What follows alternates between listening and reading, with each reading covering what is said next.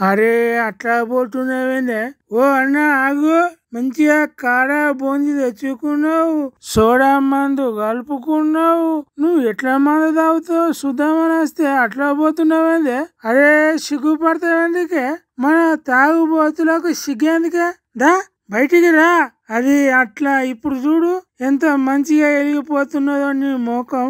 అరే మళ్ళా చెయ్యటం పెడుతున్నావు ఎందుకు? తీసేది అసలే ధైర్యం లేనట్టు చేయకే అన్న. మన తాగుబోతులకు విలువ లేకుండా అవుతుంది. అబ్బా గింత మంచిగా పల్లి గింజలు తెచ్చుకున్నావు, కోటర్ సీసా ఖాళీ చేసినావు, అగ్గి పెట్టే సిగరెట్ తెచ్చుకున్నావు.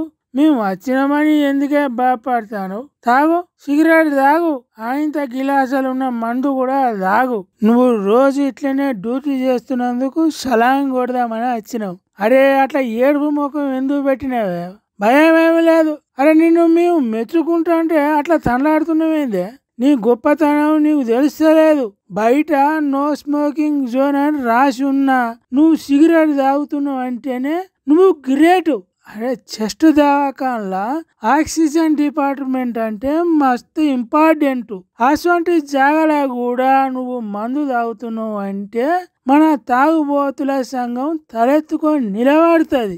నువ్వు ఇట్లా తాగే పంట ఏమన్నా పొరపాటు జరిగి జనం పానాలు పోయినా పర్వాలేదని తాగుతున్నావు చూడు, నీ గుండెకు మొక్కాలనే అనా, నీ గుండెకు మొక్కాలి. దా బయటికి రా. పోలీస్ స్టేషన్లో నీ పేరు రిజిస్ట్రేషన్ చేయిస్తాం. తర్వాత ఇట్లా దవాఖానకు వచ్చి తాగుడు కాకుండా ఇంటికానే తాగేటట్టు పై ఆఫీసర్లకు చెప్పి నీకు ప్రమోషన్ ఇప్పిస్తాం.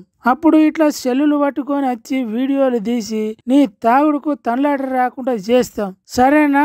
దా ఇక దా పోదా ఏ స్టడీ